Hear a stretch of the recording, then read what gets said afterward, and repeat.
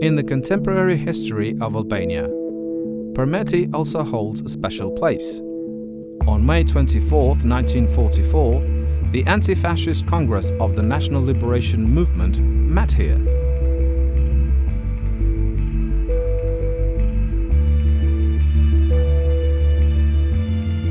During the Congress of Përmet, after years of German occupation, the liberation and governance of Albania was set.